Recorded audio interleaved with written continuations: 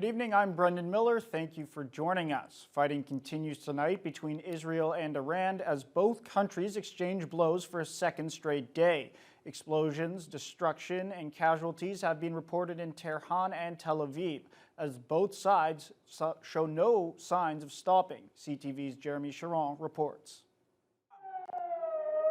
Rockets shot down over Israeli skies as Iran launched a new wave of missiles, while Israel continues to carry out attacks, including in the capital of Tehran, targeting nuclear sites, top military officials, and scientists. The Iranian regime is bombing our civilian neighborhoods while we are targeting the terrorists. In Tel Aviv, this Canadian is stuck in the middle of it. And I saw what I thought were missiles. I can't be sure, but there was about 6 of them, like, going over in the sky. Montrealer Paula Samuel is on a volunteering trip to Israel's capital. She spent most of last night in a bomb shelter. And at 3 a.m., the sirens, that's when you saw the bombardment happening. The sirens went off in the air, and we had a minute and a half. So we all grabbed our stuff and ran downstairs and sat there. I think, you're just sitting there, you don't know. Scheduled to leave Tel Aviv Monday, she's not sure when she'll get home now. The airspace has been shut down until further notice. I mean, we don't know what's going to happen tonight. I don't know if there's going to be a siren while we're talking to each other. So I set up here, like I'm talking to you here, because I know where the hotel is. I know where I can run to. It's not my hotel, but I know I can get there in 90 seconds. Canada has now issued a new warning urging Canadians to avoid all travel to Israel. 3 people have been killed in Israel and dozens more injured. Iran says more than 78 people have been killed and more than 300 injured there. Israeli Prime Minister Benjamin Netanyahu vowed today to strike every site and every target of the Iranian regime. We paved the way to Tehran, and our pilots over the skies of Tehran will deal blows to the Ayatollah regime that they cannot even imagine. Israel says its campaign could last weeks until Iran agrees to sharply downgrade its nuclear program. Talks scheduled for Sunday between the U.S. and Iran on Tehran's rapidly advancing nuclear program have reportedly been canceled. Jeremy Sharon, CTV News, Ottawa. The federal Minister of Jobs and Families recently made an announcement in the Thunder Bay area that more summer jobs will be available for youth across Canada.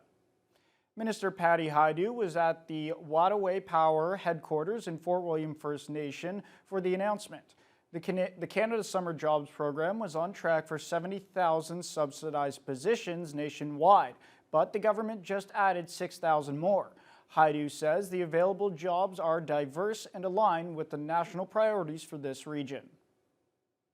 There might be national priorities around an environmental focus, and all of those are sort of through the department rated in terms of whether they meet those national priorities, whether they are providing a quality experience for students, the kind of oversight a student might get. We're looking for quality jobs. It's an opportunity for employers to apply to receive a Canada Summer Jobs student, 15 to 30 years old, who wants a summer experience. We have not-for-profit organizations that are funded at 100% or small businesses that receive 50% of the salary of a student. Hajdu could not provide an exact number of positions for this region, as she says it will depend on how many local businesses apply for the Canadian Summer Jobs Program. The community gathered at Boulevard Park for the annual walk to end ALS.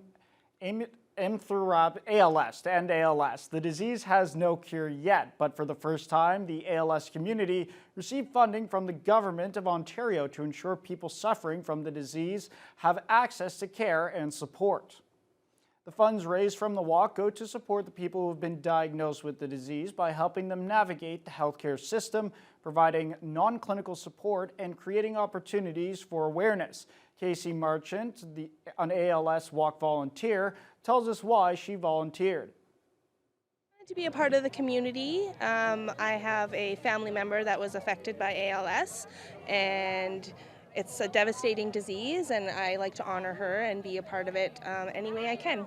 It really brings a community together. So for individuals who are diagnosed with ALS, but also individuals who have lost their loved ones to ALS, caregivers who are going through those day-to-day this brings that community so that they don't feel that isolation, because it's a very unique disease, and to be able to come together, it shows that there is a community and that there are other people that are experiencing and maybe being able to support each other. The walk raised just under $10,000, and residents can still donate at the Walk to End ALS website, www.walktoendals.ca. A new market-style business on the Thunder Bay waterfront is getting ready to expand.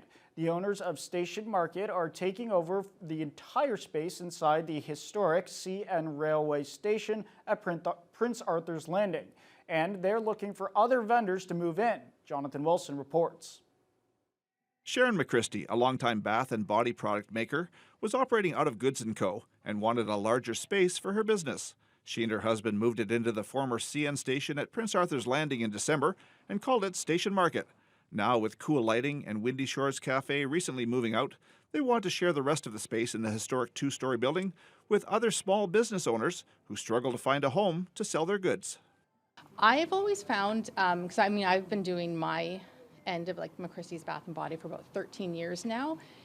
It was hard to kind of get somewhere to be able to sell your stuff, right? So when I got this location, realized the size so much bigger than what I was expecting, the first thing I wanted to do was help out other people that kind of struggled the same as I did to be able to grow and to be able to have your stuff in multiple locations throughout Thunder Bay. McChristie says the two-floor retail space has enough room to house over 30 vendors, all with uniquely different products and services. So eventually we're going to have both floors. So when we were notified that Cool was going to not really renew their lease and was going to leave, that's when we decided to take over the other half of it. One benefit to their new location is the city's recent decision to offer 4 hours of free parking at the marina. McChristie says that's really helped increase customers, and she envisions Market Station being a very popular place for food lovers and all types of small businesses that would move in there.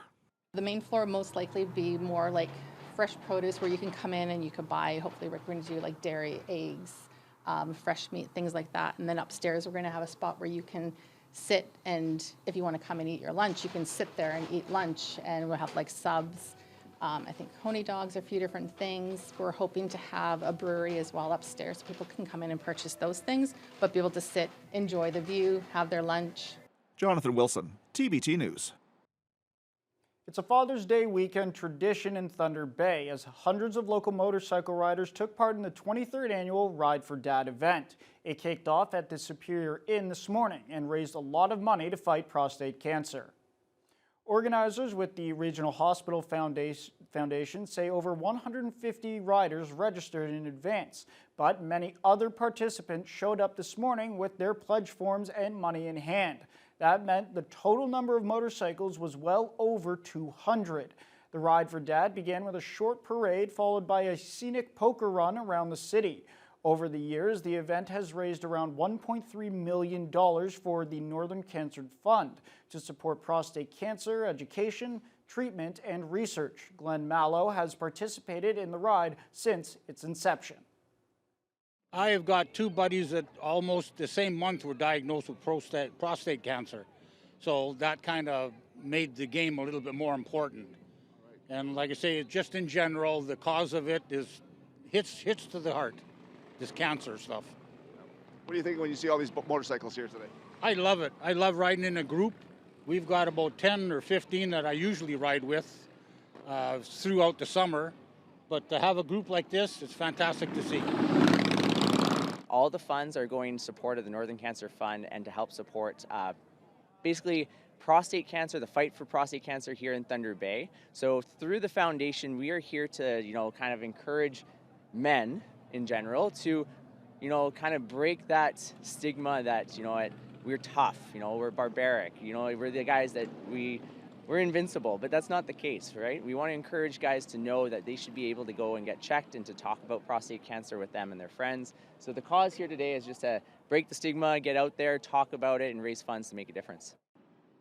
Organizers were hoping to raise around $58,000, and Remus believes the event far surpassed that goal. Donations can still be made online at ridefordadtbay.ca. Community members got a first-hand look at what it takes to build a career in mining. The annual Mining Day event explored hands-on exhibits with the chance to speak to industry professionals and learn about the wide range of careers. Emma Chilton tells us more.